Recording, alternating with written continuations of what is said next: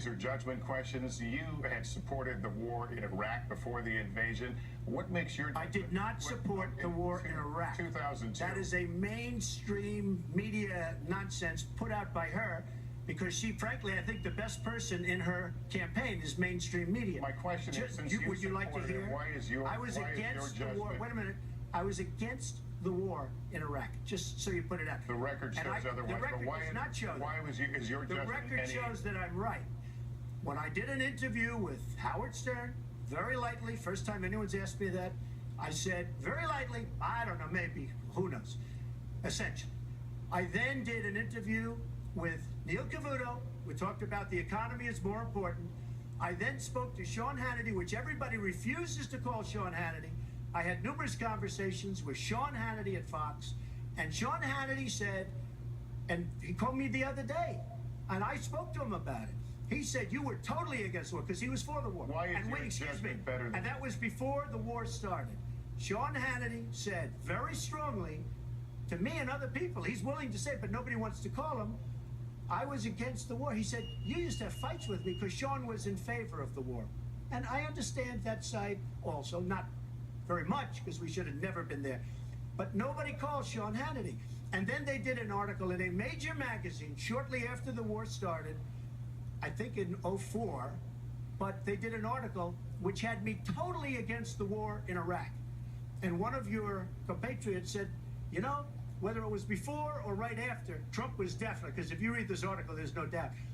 But if somebody, and I'll ask the press, if somebody would call up Sean Hannity, this was before the war started, he and I used to have arguments about the war. I said it's a terrible and a stupid thing. It's going to destabilize the Middle East, and that's exactly what it's done. It's been a disaster. My reference was to what you had said in 2002, and my question was, why is your judgment any different than Mrs. Clinton? Well, I have much better judgment than she does. There's no question about that.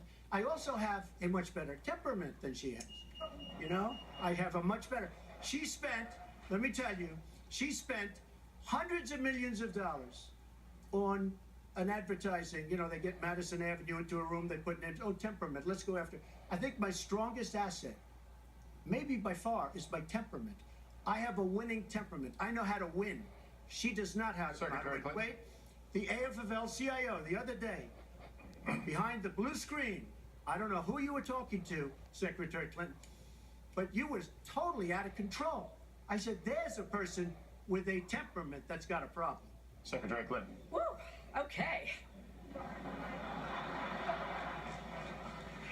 Let's talk about two important issues that were briefly mentioned by Donald. First, NATO. You know, NATO as a military alliance has something called Article 5, and basically it says this: an attack on one is an attack on all. And do you know the only time it's ever been invoked? After 9/11, when the 28 nations of NATO said that they would go to Afghanistan with us to fight terrorism, something that they still are doing by our side. With respect to Iran, when I became Secretary of State, Iran was weeks away from having enough nuclear material to form a bomb. They had mastered the nuclear fuel cycle under the Bush administration. They had built covert facilities. They had stocked them with centrifuges that were whirling away. And we had sanctioned them. I voted for every sanction against Iran when I was in the Senate, but it wasn't enough. So I spent a year and a half putting together a coalition that included Russia and China to impose the toughest sanctions on Iran. And we did drive them to the negotiating table. And my successor, John Kerry, and President Obama got a deal that put a lid on Iran's nuclear program without firing a single shot. That's diplomacy. That's coalition building. That's working with other nations. The other day, I saw Donald saying that there were some Iranian sailors on a ship in the waters off of Iran, and they were taunting American sailors who were on a nearby ship. He said, you know, if they taunted our sailors, I'd blow them out of the water and start another war. That's not good judgment.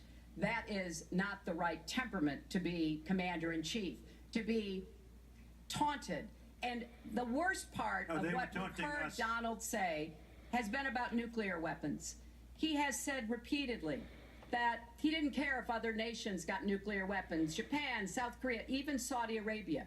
It has been the policy of the United States, Democrats and Republicans, to do everything we could to reduce the proliferation of nuclear weapons. He even said, well, you know, if there were a nuclear war in the East Asia, well, you know, that's fine. You know, have a good time, folks. And in fact, his cavalier attitude about nuclear weapons is so deeply troubling.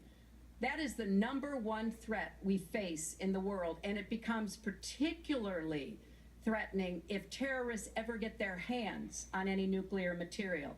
So a man who can be provoked by a tweet should not have his fingers anywhere near the nuclear codes, as far as I think anyone with any sense about this should be concerned. That line's getting a little bit old, I must say. Listen, it's a good one, though. I would like to, well describes the problem. It's not an accurate one at all. It's not an accurate one. So I just want to give a lot of things and just to respond. I agree with her on one thing. The single greatest problem the world has is nuclear armament, nuclear weapons. Not global warming like you think and your president thinks. Nuclear is the single greatest threat. Just to go down the list, we defend Japan, we defend Germany, we defend South Korea, we defend Saudi Arabia, we defend countries. They do not pay us what they should be paying us because we are providing tremendous service and we're losing a fortune. That's why we're losing. We lose on everything. I say, who makes these? We lose on everything. Well, I said that it's very possible that if they don't pay a fair share, because this isn't 40 years ago where we could do what we're doing. We can't defend Japan, a behemoth selling us cars by the minute. We need to move on. Wait, but it's very important. All I said was they may have to defend themselves or they have to help us out. We're a country that owes $20 trillion. They have to help us out. As far as the nuclear is concerned, I agree. It is the single greatest threat that this country has. Which leads to my next question as we enter our last segment here still on the subject of securing America. On nuclear weapons, President Obama reportedly considered changing the nation's long-standing